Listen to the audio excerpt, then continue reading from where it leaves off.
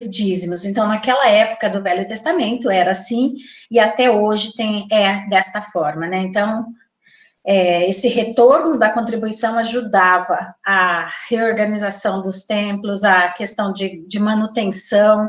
Em Segunda Crônicas, fala que o povo trouxe ofertas com liberdade. Eu acho que é liberdade, lá está escrito liberdade, mas para mim mais liberalidade, mas eles fizeram porque quiseram, e diz que eles se fizeram muitos montões, ou seja, trouxeram em muita quantidade ofertas livremente trazidas para a obra. No templo de Neemias também, o povo fez um pacto com Deus, que eles trariam as primícias de tudo que eles tinham, e a obra foi feita. Neemias narra essa história, tá? Então, no final de toda aquela obra que Neemias estava fazendo, ele diz, primeiro questionou, por que se desamparou a casa de Deus? E o povo se despertou da sua negligência e trouxe os dízimos, e com isso foi possível a reconstrução, a reedificação, e veementemente ele advertiu, e as pessoas responderam positivamente, e a obra foi feita. Então, Ezequias, Neemias, são alguns desses exemplos que o Velho Testamento traz. Então, aqui em Malaquias, quando a gente vai fechar o Velho Testamento, né, então ele traz aí, na história do Velho Testamento, então, ele traz o dízimo relacionado com a questão das bênçãos abundantes, tá? Então, à medida que o povo negligenciava todo, até o cuidado com o sagrado, com o pagamento do dízimo, com as questões do reino. E aí, quando ele fecha o livro, Malaquias vai dizer, encerrando o Velho Testamento, que é aquele texto que a gente lê tantas vezes nas nossas arrecadações de dízimos e ofertas. Ele desafia, trazei todos os dízimos à casa do tesouro, para que haja mantimento na minha casa. E provai-me nisso, diz o Senhor dos Exércitos, se eu não vos abrir as janelas dos céus e não derramar sobre vós bênçãos sem medidas. Então, esse texto, ele tem uma ordem que é, trazei, então, para todos os servos, tragam seus dízimos, nem pobre, nem rico, está fora, dízimo é dízimo, de pouco ou de muito, e é de Deus. Então, trazei é uma ordem, um motivo para que haja mantimento na minha casa, é esse chegar diante de Deus e dizer, Senhor, tenho sido fiel a Ti, honra a minha fidelidade, né? Então, isso possibilita a igreja viver de uma forma condigna, fazer a obra, fazer o ministério, suprir a necessidade dos outros. E aí a promessa de Deus, ele diz que ele vai abrir as janelas dos céus. E Deus nunca falhou em suas promessas. A gente canta tantas vezes, né? Tu és fiel, Senhor, ó Pai Celeste. Então, esse texto ele desafia esse provar de Deus se ele não abrir as janelas dos céus e não nos abençoar sem medida.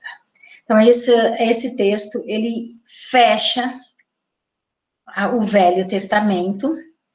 Então, no Velho Testamento, acho que fica bem claro, né, a questão do povo desafiado a este compromisso, a mordomia do dízimo desde Abraão. A gente pegou Abraão lá em Gênesis e a gente está fechando, passou aí por Neemias, passou aí por Ezequias, cruzou o Velho Testamento, e a gente chega aqui no finalzinho com esse desafio e com o povo sendo mais uma vez desafiado. E aí a gente então chega na nossa passagem aí para o Novo Testamento. Então hoje a gente conversar um pouquinho sobre a questão do dízimo no Novo Testamento. Não sei se alguém de vocês que estão aqui já ouviu alguém falar que dízimo é coisa do Velho Testamento? O pessoal, alguns falam mesmo, viu? O pessoal menciona sempre, na verdade é o seguinte, aqueles que têm dificuldade em dar o dízimo, arrumam desculpas. Uhum. Vai buscar o atestado, né, Então, a atualidade desse dever cristão do dízimo, então, tem alguns estudos, né, sobre o dízimo no Novo Testamento, e a gente ouve muita gente falar que dízimo é coisa do Velho Testamento. Outra coisa que isso eu até, teve uma época que eu até sentia mesmo, que acho que por conta do apelo que muitas igrejas hoje em dia têm, e mesmo quando era pequena, quando eu passava, ai, para dar vergonha levar uma visita na igreja e estar recolhendo dízimo, eu sentia isso quando eu era mais novinha, eu convidava alguém para a igreja, na hora da dízimo e oferta, eu ficava parecia que eu estava quase me desculpando, assim, sabe? Eu tinha um constrangimento. E muitas vezes a gente acha isso um tema sensível. E eu acho que uma das coisas hoje é a apelação, que passou para o outro lado, né? Então a gente vê muita gente apelando. E uma coisa é compromisso, outra coisa é apelação. Mas o compromisso, ele precisa ser pregado, ensinado, as pessoas precisam ser doutrinadas. Se é uma fonte de bênção, se é um propósito de Deus, se faz parte do plano de Deus, a gente estaria sendo omisso se a gente não discutisse isso. Então, Jesus, no Novo Testamento, ele falou sobre dinheiro 90 vezes. Dos 107 versículos do Sermão do Monte, 22 deles se referem a dinheiro. E das 49 parábolas que Jesus contou, 24 delas também mencionam dinheiro. Então, na verdade, e eu falo assim, parece, para mim, pelo menos, passa, né? Que no mundo capitalista que a gente vive, tudo passa por dinheiro, né? Não tem, uma igreja quando começou a pandemia, você fala, gente, olha, vocês precisam dar o dízimo. Por quê? Porque o imposto da igreja, e é o nome do evangelho também que vai junto com essa capacidade da igreja de honrar com os seus compromissos. Então, Jesus não se eximiu de falar de dinheiro. Jesus, quando a gente vê Jesus de forma alguma era um pastor ostentação, né? A gente via Jesus, ele fala assim, se você não precisa, a sua capa, você não precisa, para que vai sobrar a capa, né? Você tem que ter a capa para você ir, mas não precisa ter um monte de capas. Então, a gente hoje também, a questão, assim, a gente vê muito esse extremo, mas a questão da atualidade do dever cristão do dízimo precisa ser falado na igreja.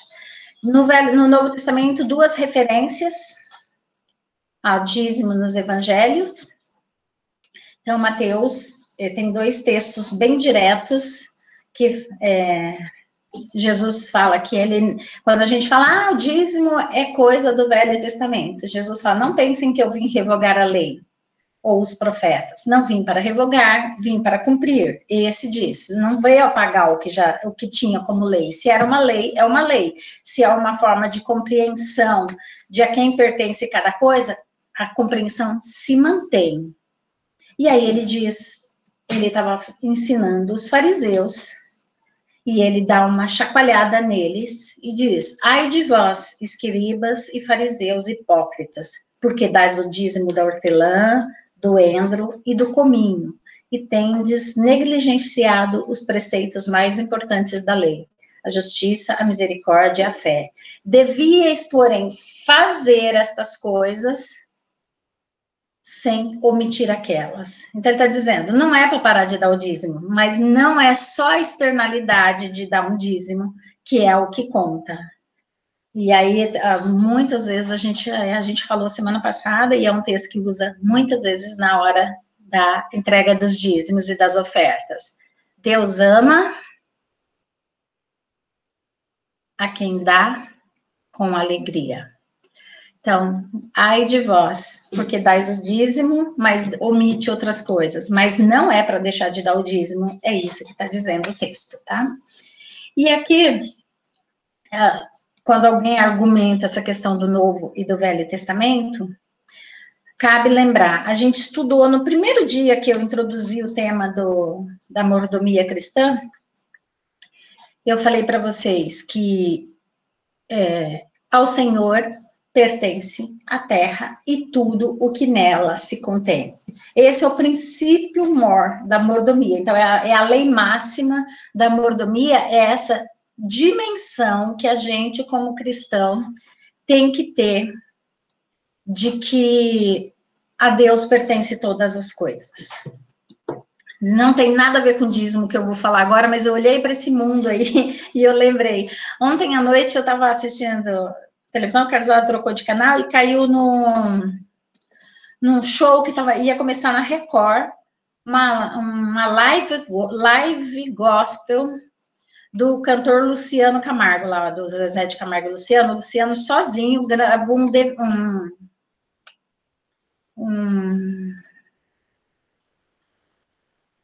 sei lá, não fala mais CD, né? Ele gravou um álbum de músicas gospel. Tá cantando Baruch, tá cantando Anderson, não sei o que é um cantor lá do Espírito Santo. E ele falou uma coisa que ele falou, que tudo é de Deus, que tudo é Deus que dá, que é esse reconhecimento de Deus. Aí eu fiquei olhando, eu falei assim, uma pessoa, ele fala que ele está vivendo o melhor momento, ele falou ontem, nesse show gospel, que a mãe dele tinha pedido para ele, em 2000, se ele um dia gravaria um CD só de hinos. E agora parece que ele está frequentando uma igreja cristã. E aí eu falo, quando você é muito famoso, essa tendência de você esquecer a quem pertence. E quando você tem muito, você também esquecer a quem pertence. E você deixar isso para trás. Então, essa dimensão, que é esse princípio máximo da mordomia cristã, é saber que tudo pertence a Deus. Se eu sou muito bom, glória a Deus. Se eu tenho pouco, glória a Deus. Se eu sou famoso, glória a Deus, mas isso tudo pertence a Ele. Então, essa é a máxima de qualquer mordomia cristã, mordomia do tempo, mordomia do nosso dinheiro, a máxima vai ser sempre essa.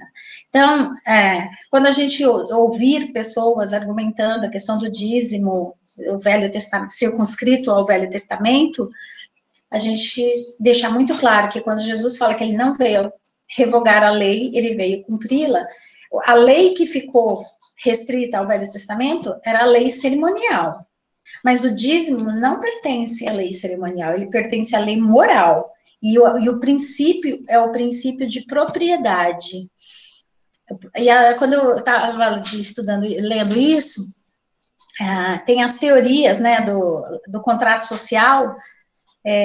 Eu acho que é o John Locke, se eu não me engano, quando ele fala da teoria do contrato social, uma das coisas que ele fala é do direito de propriedade. Ele fala que quando a gente ganha algo, é porque era de Deus e Deus deu. Se eu não me engano, é o John Locke. Um deles fala sobre isso, porque a gente estuda quando fala da teoria do contrato social, que é a teoria, hipoteticamente, de onde advém o Estado.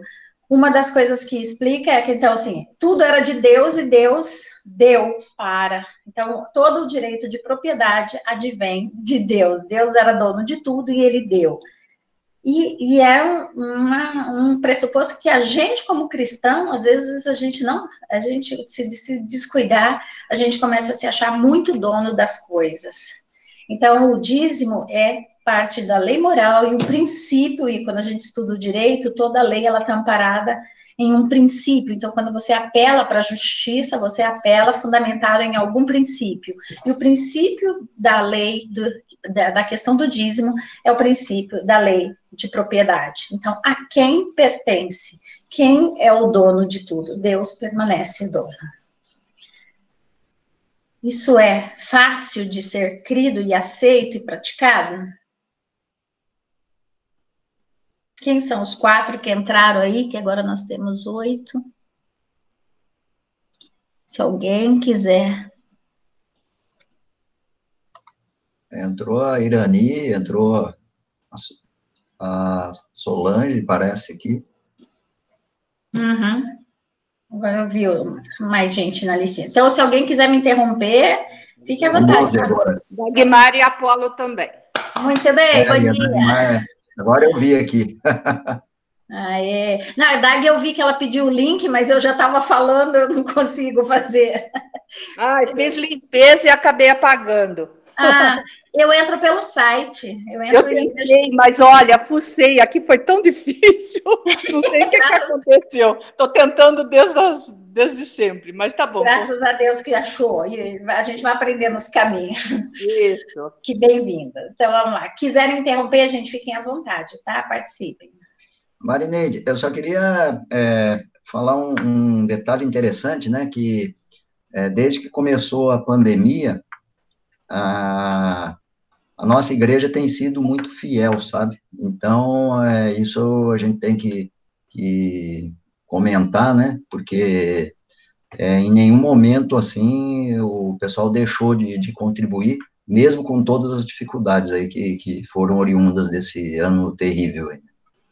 É isso que eu falo, que às vezes, Valdemar, precisa passar na nossa mente essa questão da fidelidade. Deus não fala para você dar tudo, dar muito, não, ele fala dar o dízimo. O dízimo, se você ganhou um salário mínimo, o dízimo é X, se você ganhou 2 salários mínimos, é na proporcionalidade, e é com a fé de que isso não é isso, que nada pertencia a você.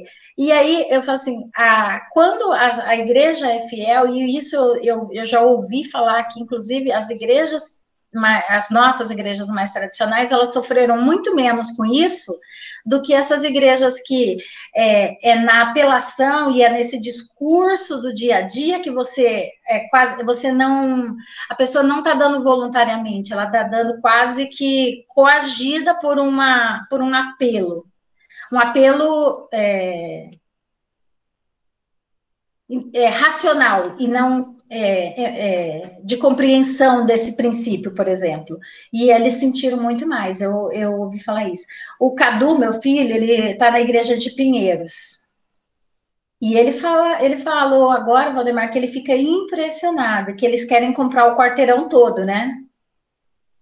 E ele falou que cada vez que consegue negociar um dos imóveis, quando o pastor avisa a igreja, o dinheiro aparece.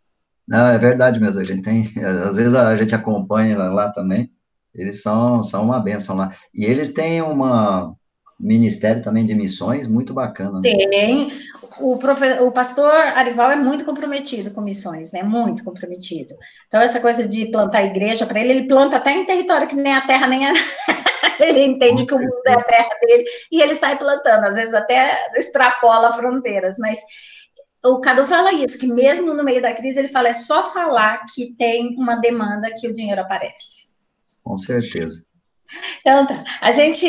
O terceiro texto, bem claro, que discute a questão do dízimo, é o texto que semana passada, a gente falou do Melquisedeque, lá em Abraão, que e aí até o Elton falou de onde surgiu o Melquisedeque, e a Dag também foi lá, pegou o Melquisedeque como tipo de Cristo, o Marçal também colocou alguma coisa. E então, aqueles 2 textos de Mateus, e esse texto aqui, esse trecho aqui, eles são textos muito claros, enfatizando a questão dos dízimos no Novo Testamento. E o texto ele vai falar, né, então, que Melquisedeque é esse primeiro sacerdote, ele é tipo de Jesus, porque, e aí eu li até alguns comentaristas que eles falam, assim como Jesus nasce, já existia antes, Melquisedeque, ele aparece na Bíblia, que foi até o que o Elton falou, de quem ordenou, de onde veio, quem é o pai, quem é a mãe. Então, ele tipifica Jesus e da mesma forma que Jesus já, de alguma forma, dá a impressão, não, Jesus já sempre existiu, ele simplesmente aparece na nossa história, mas ele sempre existiu.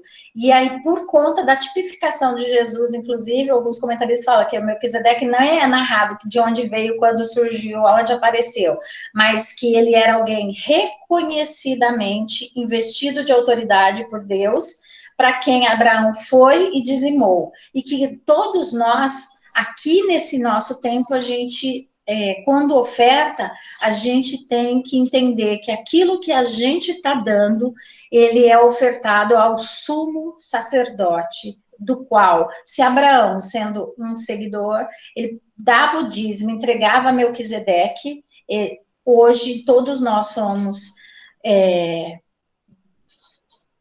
desafiados a entregar o nosso dízimo ao sacerdote supremo, que é Jesus. Então, Jesus recebe dízimo dos crentes até hoje, através da igreja, e que ele incumbiu de propagar o evangelho. Então, o ID, como que ele será feito se aqueles que são o rebanho, eles não entregam, eles não contribuem e não cumprem aquilo que foi posto como propósito e a forma como chegaria os dízimos. O objetivo do dízimo, então, do pastor, não é do pastor, mas do conselho, dos administradores de uma igreja, vai ser pedido conta. E eu acho muito bonito quando faz recolhimento de ofertas e quando os diáconos oram pedindo para que Deus abençoe aqueles que vão tomar decisão sobre a aplicação desse dinheiro, para que ele glorifique, para que ele propague o evangelho. Isso essa repetição, esse cumprimento da lei para que o evangelho seja propagado. Então, o texto de Hebreus 7, de 1 a 10, ele vai dizer, o versículo 6, ele falando do Melquisedeque, entretanto, aquele cuja genealogia não se inclui entre eles, recebeu o dízimo de Abraão, e abençoou o que tinha as promessas. Isso aqui está falando, tá falando lá no Velho Testamento de Melquisedeque. Aí o 8 vai falar que hoje a gente entrega para Jesus, o Jesus que vive para sempre. Ele é o sumo sacerdote e é aquilo que a gente oferta para ele, tá? Exemplos de contribuições no Novo Testamento. Alguns casos vão muito além do dízimo. O texto de Marcos 12, versículos 11 a 44, vai contar da viúva pobre. Quanto que a viúva pobre deu? Ela não deu 10% do que ela tinha. Ela deu tudo o que ela tinha. Então, mas ela só tinha uma moeda, mas ela deu tudo o que ela tinha. Então, é um exemplo de contribuição mencionado no Novo Testamento. O Zaqueu, assim que se converteu, eu coloquei 19:8, mas acho que tá Lucas 19:8. Se alguém puder olhar.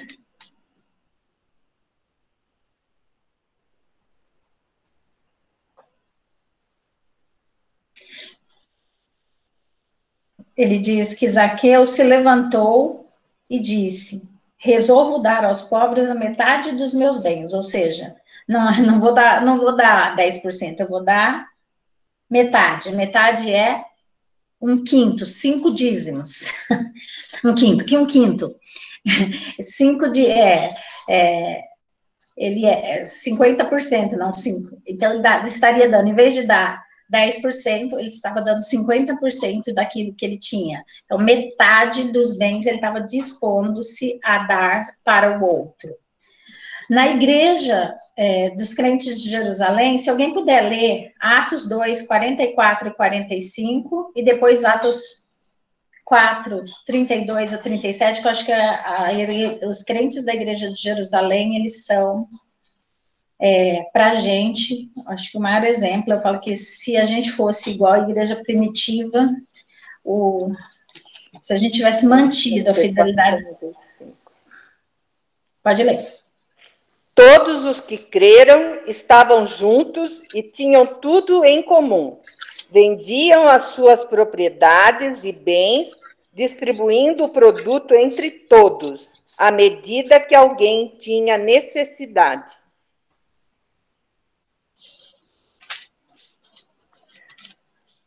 O 4, 32 a 37.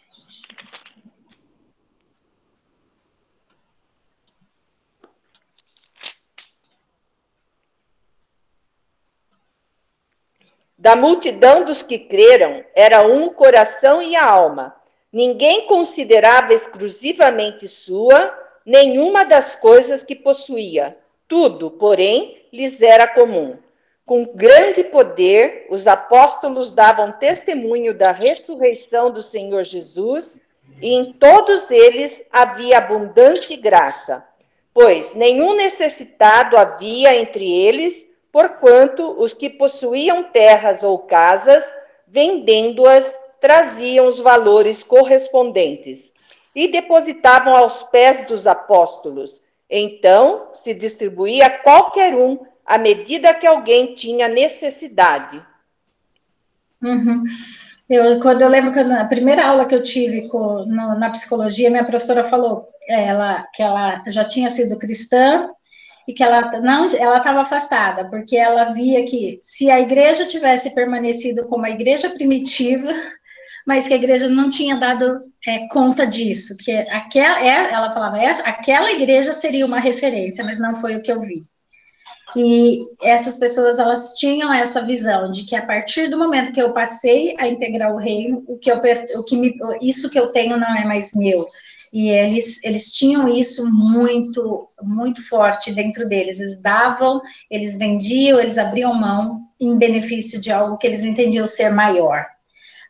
Os crentes da Macedônia, quando Paulo escreve lá em Coríntios, 2 Coríntios 8, os versículos 3 a 5, Paulo está exaltando a benevolência daquela igreja, que ele fala que ele foi surpreendido pela liberalidade daquelas pessoas, porque ele falava assim, aqui a gente pode, sei lá, pensar os crentes de Jerusalém, mas olha, eles tinham um monte de bens, eles estavam vendendo esses bens e abrindo mão, às vezes eles tinham muita coisa. Aqui, os crentes da Macedônia, Paulo está dizendo que eles deram muito acima das suas posses. Ele fala, na medida de suas posses, e mesmo, que é o versículo 3, e mesmo acima delas se mostraram voluntários. Depois, no 5, ele fala, e não somente fizeram como nós esperávamos, mas deram-se a si mesmos. Primeiro ao Senhor e depois a nós. Ele fala assim, não foi só os bens que essas pessoas disponibilizaram, elas se disponibilizaram. Então, os coríntios, Paulo lá, ele vai falar em 1 Coríntios 16, ele vai falar que à medida que essas pessoas estão, à medida que elas prosperam, e elas devem aumentar aquilo que elas podem contribuir, porque não lhes pesa. Então, ele fala assim, mas nunca menos do que o dízimo. Então, a questão aqui, ele tá ensinando essas pessoas, conforme a sua prosperidade, você faça, ele está ensinando, né, que faça as coletas e que cada um contribua conforme a prosperidade. Então, ele fala, use isso na prática do dia a dia, para quando eu for, e ele fala, quando eu tiver chegado, enviarei cartas, ele tá ensinando que no dia a dia, se pratique a coleta nas igrejas, e ele fala que seja de acordo com a prosperidade de cada um. Então, nada menos significaria do que o dízimo. Tá? Então, a gente vê aí no Novo Testamento essas várias menções, viúva pobre, Zaqueu, os crentes de Jerusalém, os crentes da Macedônia, a igreja de Corinto sendo desafiada. Então, o que a gente contrapõe é que, então, no Velho Testamento, a gente via isso como uma imposição da lei, e aqui a gente está vendo muito mais como uma convicção pelo princípio da propriedade, que a gente está aqui voluntariamente colocando, tá? Muito mais por voluntariedade do que por exigência legal, e impulsionado pela coerção da lei, ou seja, está dito que todo judeu deve ofertar. Eu sou judeu, logo tenho que ofertar. Aqui a gente entende que é muito mais impulsionado pelo amor. Jesus preferia confiar na liberalidade dos seus seguidores, daqueles que se convertem a ele. E será que a gente merece essa confiança que Jesus depositou de dizer, olha, que deem voluntariamente, que deem com alegria, que deem compreendendo que é para o reino, então que sejam impulsionados pelo amor. Mas será que isso está movendo os nossos corações e a gente está merecendo essa confiança? É o desafio quando a gente olha para os dois tempos, o tempo do Velho e o do Novo Testamento. Ok? Além de a gente dar o dízimo, o autor ele coloca, e eu gosto bastante, eu acho que lá no começo, quando a gente começou a falar de mordomia, uma das coisas que eu falei lá na introdução tem um pouco a ver com isso que ele traz aqui. 3 perguntas para quando a gente for dar o dízimo, que são importantes. Como foi que eu ganhei esse dinheiro do qual eu vou dar o dízimo? O dinheiro precisa ter sido ganho honestamente e que ele tenha sido um dinheiro que a gente possa considerar abençoado. Às vezes a gente até brinca, né? Se eu jogar na telecena, ou sei lá, sei lá, loto, sei lá como que é o nome dos jogos aí que dão muito dinheiro, acho que é telecena que dá muito dinheiro, não sei qual que dá, mas tem uma aí da virada, Mega Sena, né, telecena, Mega Sena da virada aí que todo mundo fala, que dá muito dinheiro. Aí fala, se eu ganhar, vou dar o dízimo. Então, aqui fala, o dinheiro tenha sido gasto, então não é só dar o dízimo, é dar o dízimo de um dinheiro que foi, a preocupação na mordomia envolve como eu adquiro o meu dinheiro. Uma segunda perspectiva, eita, essa palavra, acho que eu estou ouvindo muito ela, estou repetindo. Então, depois de ter dado o dízimo, quanto me resta? Então, eu fiquei com 90%.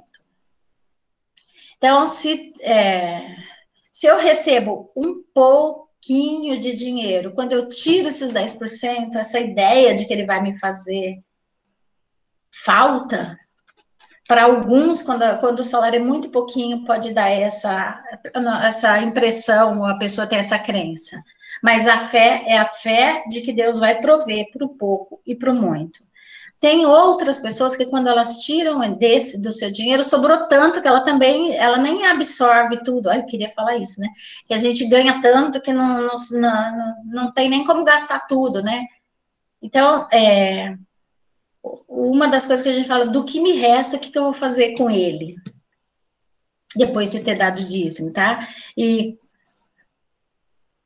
a gente, quando você ganha muito, as despesas forçadas, elas pesam pouco, porque a gente fala, pessoas que ganham muito, fazer uma compra de supermercado, ela não tem o peso que tem para outra pessoa que tem que ficar lá na cadernetinha fazendo, não cabe, tira esse, põe esse, porque eu não posso passar de R$300, porque eu tenho a conta de luz, porque eu tenho a conta de água, porque eu tenho isso. Então, uma das coisas que a gente pensa é a proporção que isso significa para a gente, mas dízimo é dízimo. E a gente é desafiado a ser fiel naquilo que a gente tem recebido. E se você puder dar acima daquilo que você tem dado e dar como oferta, ok, tá? Mas a gente fala, tanto o rico como o pobre tem o compromisso com o dízimo como ato de fé e de bem gerir aquilo que lhe resta. Então, o que interessa também, então, eventualmente na proporção da contribuição, a razão daquilo que a gente tem, e depois o autor ele fala que é errado ou é incorreta a compreensão de que a partir do momento, então, eu peguei e entreguei esse para Deus, Deus, a parte é sua, agora essa aqui que ficou comigo, ela é minha, e com ela eu vou fazer o que eu quiser. Então, ele fala que a gente deve gastar sabiamente a parte que nos ficou. Elas são tão sagradas quanto o dízimo que você entregou na casa do Senhor. E isso é uma coisa que eu acho interessante, porque quando a gente estuda Calvino era um economista também, né? Ele escrevia sobre economia, ele era advogado, e ele era, além de teólogo, ele era advogado, e ele discutia economia, e ele falava que, ele ensinava a questão, por exemplo, do investimento, da questão de você guardar uma parte daquilo que você tem, de você bem administrar o seu dinheiro. Hoje, quando a gente fala de educação financeira, uma das coisas que todo educador financeiro fala para a gente é: você não pode gastar tudo que ganha. Exatamente. Você não pode gastar tudo, você tem que ter uma reserva. Calvino ensinava isso constantemente. Ele falava, então, de viver uma vida frugal, que é uma vida simples, uma vida confortável, mas simples. Ninguém precisa de tudo, de tanta ostentação. Ele ensinava isso. Então, ele ensinava essa coisa desse cuidado com o restante. Isso é mordomia também. Eu queria levantar uma questão. Por exemplo, né? A gente sempre dá um dízimo na igreja, mas dentro desse dízimo, como que é quando a gente conta a EA, por exemplo, ajuda o Boldrini, eu pago o Unimed para o meu irmão, eu pago o condomínio do meu irmão, eu pago isso, eu pago aquilo, eu pago um monte de coisa para um monte de gente. Poderia se incluir isso no dízimo? Não. Isso não é dízimo, isso é oferta. Então, aqui está falando dessa outra parte que você, aqui, ó, no 2, a segunda parte, do que me resta, a razão daquilo que eu tenho. Se para mim está sobrando tanto, isso você está fazendo oferta, você está fazendo assistência. Eu também faço isso, eu pago o convênio médico. Minha mãe, esses dias, eu fui lá, ela falou assim para mim: espera aí um pouquinho. Aí eu peguei e falei: que será que ela vai buscar? Eu até pensei que ela tinha comprado alguma coisinha para mim, ela veio com R$100. Aí eu peguei: que é isso? Não, eu quero te dar esse dinheiro. Eu falei: por que você quer me dar esse dinheiro, mãe? Eu dou dinheiro para ela todo mês, ela veio para devolver, né? Aí eu falei: por que você vai me dar esse dinheiro, mãe? Não, eu fiz uma conta, faz 5 anos que você compra meu remédio. É muito dinheiro. Eu falei: mãe, não é R$100, sabe? Então, eu entendo que, de alguma forma, eu faço aí, quando a gente faz de Deus, isso é oferta liberal. Certo. E a gente deve fazer, e é isso que a gente está fazendo, que eu acho que é essa outra, em razão daquilo que você tem, e que você já fez todas as suas despesas forçadas, e você tem condição, a gente ainda oferta para missões. Por quê? Porque a igreja, ela tem que mandar a igreja manda dízimo. E quando você não tem a condição, e você tem que ajudar essas pessoas, porque essas pessoas estão dependendo de você. Aí você não conseguiria ajudar essas pessoas, dar o dízimo e pagar tudo que você tem que pagar na sua casa, na sua vida, no seu dia a dia. Então, o que eu entendo, Dagny, que o que Deus diz é: trazer todos os dízimos à casa do tesouro. Você dá o dízimo e depois você vai lá nos diáconos e você pede esse dízimo. Esse dízimo não, você pede para que você poderia ajudar essa pessoa especificamente com uma cesta básica? Você pode ajudar essa pessoa com um apoio financeiro? Você está sendo fiel e você não está deixando de prover assistência. Aí lá fala, primeiro a família da fé e depois aos necessitados, né? Então você... E não tem que dar o dízimo em cima da aposentadoria? Eu entendo que sim. Por exemplo, eu já me questionei, por exemplo, com rescisão de empresa. Quando você recebe uma rescisão, você está recebendo o quê? Você está recebendo uma parte daquilo que do seu próprio salário foi para o FGTS. E aí, antes, eu falava assim, não tem que dar dízimo de rescisão, porque a rescisão está voltando algo, a aposentadoria também é essa lógica. Eu estou falando isso por conta que, para mim, eu acho que é a mesma lógica. Você está falando assim, o que eu estou recebendo agora não é um rendimento do que... É como se fosse uma devolução, não é essa lógica que você está usando? Sim. Porque já recolheu de mim, mas quando recolheu, você pagou... quando você dava o dízimo, você deu o dízimo do líquido ou do bruto? Então, geralmente a gente dá do líquido. Aí, então, a gente não... Como eu sou autônoma... o seu não tem essa... Então, a gente... Então, o que eu penso, Dagny? Eu falo assim... De onde está vindo o meu sustento? Eu acho que a gente dá disso. Experimentalmente não tem isso escrito na Bíblia, não tem. Vai ter interpretação, mas escrito não tem. Mas eu acho que essa é a nossa provisão, esse é o nosso salário do momento. Certo. Eu acho. Obrigada. Nada. Então, porque não pelo interesse próprio, mas fechando aqui, se eu entendo que o dízimo traz bênçãos à minha vida, eu quero ser abençoada até na aposentadoria. Olha, eu falo que a gente, por exemplo, eu já falei isso para vocês, quando a gente era criança, a nossa vida, a condição financeira da nossa casa era muito apertada. Mas a minha mãe é muito crente, sempre foi muito crente e sempre foi de muita fé.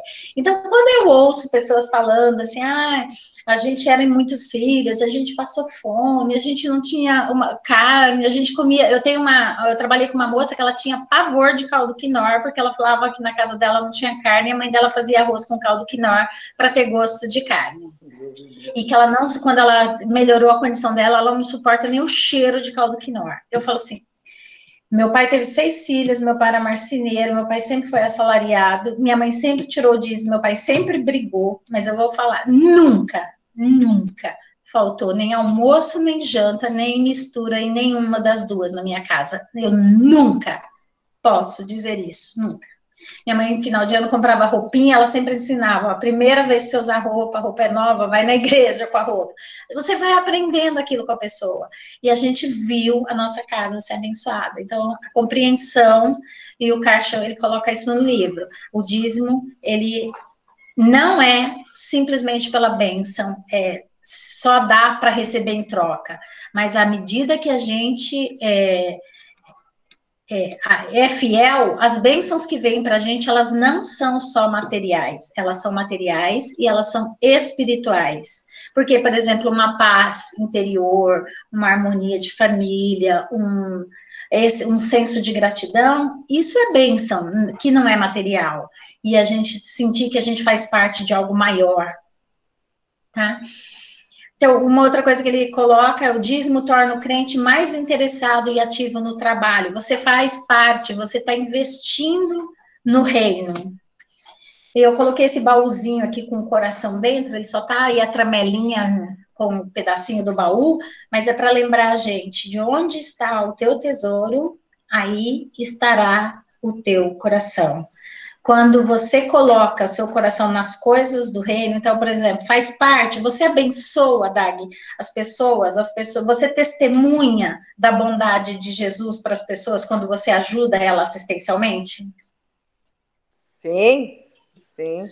É isso, você está fazendo, você está ativa no trabalho do reino, porque você, de alguma forma, ao abençoar o outro, eu gosto muito quando eu vou dar alguma coisa para as pessoas. Outro dia eu fui dar até para uma moça que, no dia do meu aniversário, eu fui dar para uma moça aqui na rua, ela estava só o pó, e eu coloquei cada dia junto, e eu falei para ela, agora você não tem condições, mas quando você estiver sóbria, você lê isso, porque o que eu estou te dando em nome de Jesus, e Ele quer transformar a sua vida.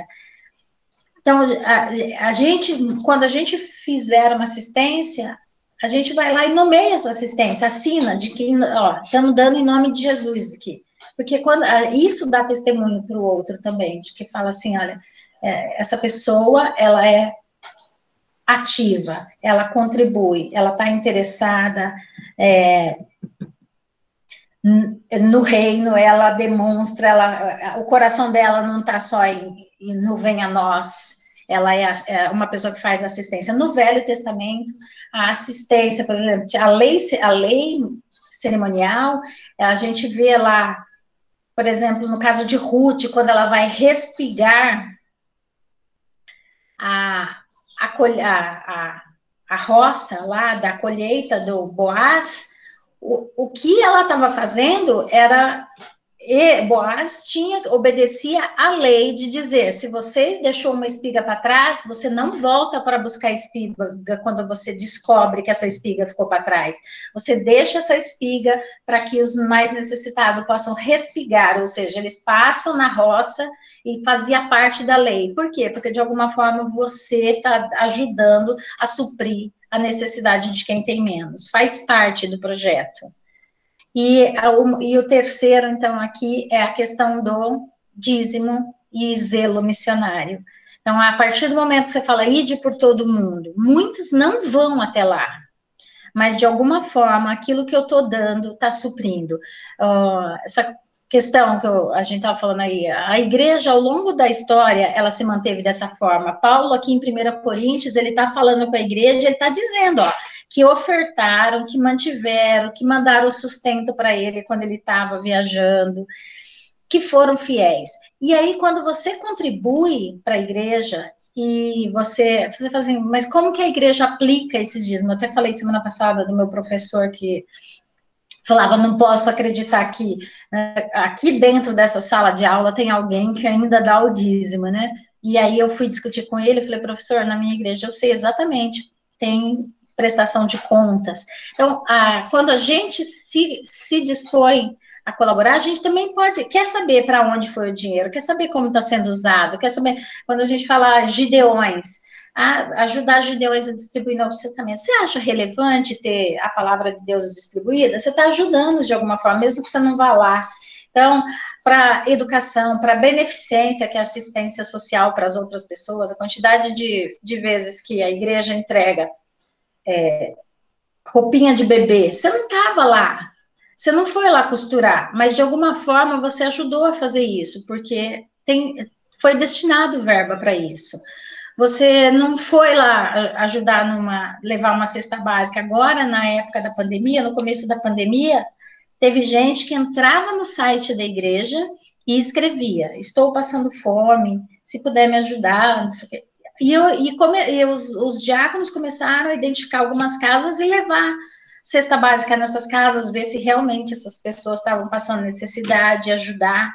A gente está fazendo uma obra e está manifestando misericórdia e assistência. Não tem como fazer isso sem essa provisão. Então, nosso desafio cristão, nosso desafio como sala, fechando esse semestre, a gente cuidar e ter esse zelo e ter muito atento de que nosso tempo aqui, ele é muito pequeno e que daqui de material a gente não vai levar nada. Então, se a gente for fiel a Deus, a gente está ajudando, investindo em coisas que são eternas. O reino de Deus é eterno, tudo isso aqui passa, mas a palavra de Deus permanece para sempre. O reino de Deus é para sempre. Deus continua proprietário. E dentro deste direito de propriedade, tudo pertence a Ele. Quando eu ajudo, então, se eu estou assistindo a pessoa, se eu estou comprando um remédio, se eu estou pagando o plano de saúde de alguém, eu estou levando assistência ao outro, de alguma forma eu estou manifestando gratidão, mas isso é oferta. Os dízimos, eles são entregues na casa do tesouro. E aí entendendo que quem vai fazer esse gerenciamento é a liderança e não a gente, porque eu conheço gente que fala assim, eu vou pegar o meu dízimo durante um tempo X e vou dar para fulano. Não, em nome de Jesus. Eu faria isso de outra forma. Eu faria via a casa do tesouro, não é a casa do seu amigo, é a casa de Deus. E aí eu acho que quando a gente é mais fiel, se a gente fizer isso e depois buscar o mesmo dinheiro para assistência saído de lá, acho que a gente está sendo mais fiel. Então, é um tema que a gente, dentro das mordomias cristãs, ela faz parte. A gente ainda pretende abordar, o Marçal já tem contatado aí o Edinho, depois, quando a gente voltar, a gente falar da mordomia do ambiente, e o Edinho provavelmente trabalhará isso conosco, mas do dízimo a gente está, aí a partir aqui, a gente está encerrando esse período agora, e no próximo semestre, então, a gente volta com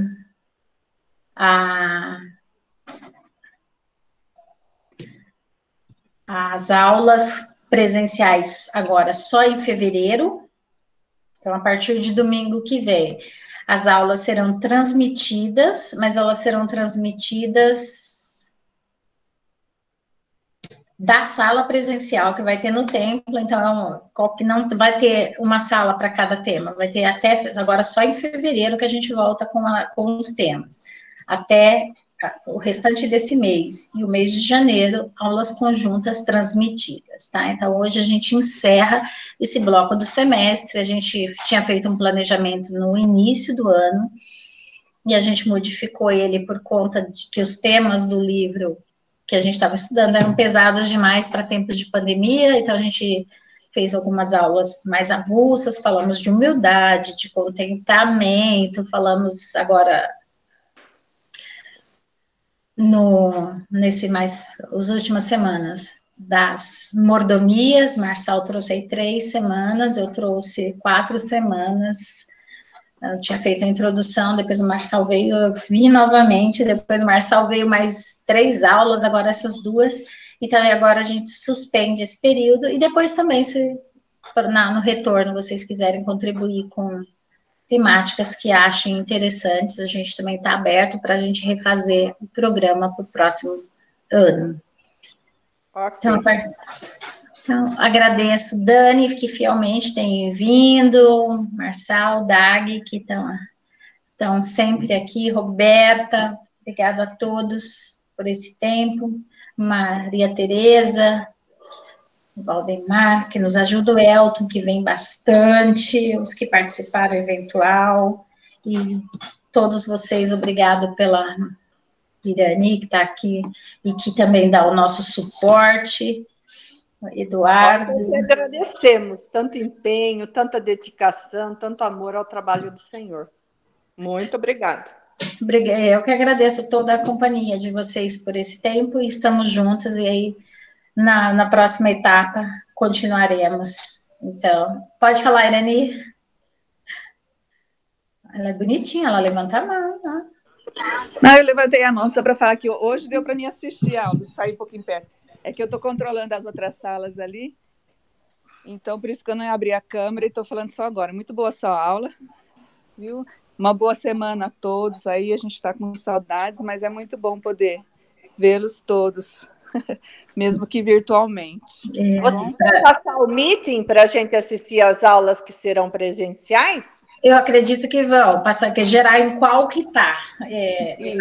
Só um detalhe, vai ser... YouTube? Vai ser no YouTube. Ah, tá. Ela não vai ter link, né? Não é igual assiste o culto, Dag. Ah, legal. Tá bom. Tá? E as palavras do pessoal aí, eu também faço minhas, Marineide, para você, o próprio Marçal, para o Edinho também, que esse ano pôde dar algumas aulas. A gente tem a agradecer da EBD, agradece muito vocês, né? E que Deus continue sempre dando essa sabedoria, essa participação ativa aí, né? Que o ano que vem possa ser melhor que esse, né? No sentido de a gente ter mais aproximação, se Deus quiser aí acabar esse distanciamento aí. Mas ainda creio que logo no começo ainda não vai ser possível isso, né? Então, que Deus sempre abençoe aí você. Amém. Gente, vamos então terminar com uma oração para te agradecer por esse tempo, por esse ano, porque a despeito de tudo, esse é um canal extremamente importante, que possibilitou a gente continuar unidos nessa, como a Irani mesmo falou, de estar, mesmo que virtualmente juntos, é muito importante. E eu queria pedir também, então, eu queria pedir para o Valdemar orar para a gente, e queria pedir que orassem pela Flávia. A minha filha passou mal de ontem para hoje, ela está internada lá no Hospital 9 de Julho, acho que ela está com uma inflamação no íleo, que é perto do apêndice, e aí eu mandei uma mensagem se ela queria que eu fosse. Agora ela falou que o hospital não deixa ficar acompanhante por enquanto, por causa da Covid, ela tem que ficar sozinha mesmo. Então, só para Deus tomar conta dela também, que não é fácil. Já está tomando. Tá sim. Então, vamos orar? Vamos orar, então. Graças te damos, Senhor Deus, por tudo que o Senhor tem nos dado, Deus, tudo que o Senhor tem feito nas nossas vidas, ó Pai. Obrigado, Deus, por essa aula que pudemos ter, ó Deus, e aprender mais, ó Deus, referente à mordomia, em especial a questão do dízimo, ó Pai. Que a tua ordenança, ó Deus, é clara, é objetiva, ó Deus, e cabe a nós cumprirmos, ó Pai. E temos a plena certeza, ó Deus, que ao cumprirmos, como toda palavra tua, ó Deus, sempre surgirão bênçãos, ó Deus, vindas de ti também, ó Pai. Neste momento, ó Deus, colocamos nas tuas mãos, ó Deus, a Flávia, Pai, fazendo com que ela possa estar superando esse momento difícil, ó Pai, que os médicos que estão tratando dela tenham sabedoria, discernimento, capacitação, e que em breve, ó Deus, essa questão de dor, a questão do mal-estar dela possa estar passando e que ela possa voltar para casa rapidamente. Amém. Graças a Deus por tudo que o Senhor tem nos dado, esteja abençoando o domingo de todos nós, protegendo-nos, guardando-nos, nossa saúde com relação à questão da pandemia, Pai, faça com que nós estejamos protegidos se for de tua vontade. Amém. Obrigado por tudo, em nome de Cristo Jesus, tudo que te pedimos, te agradecemos. Amém, Senhor. Amém. Amém, Senhor. Gente, muito obrigada, Deus abençoe, Lange. Beijo, bom dia para vocês. Tchau, tchau. Obrigada. Tchau, tchau, Marineide, obrigado, viu? Tchau, obrigada a vocês. Tchau, pessoal. Tchau, tchau, Sô.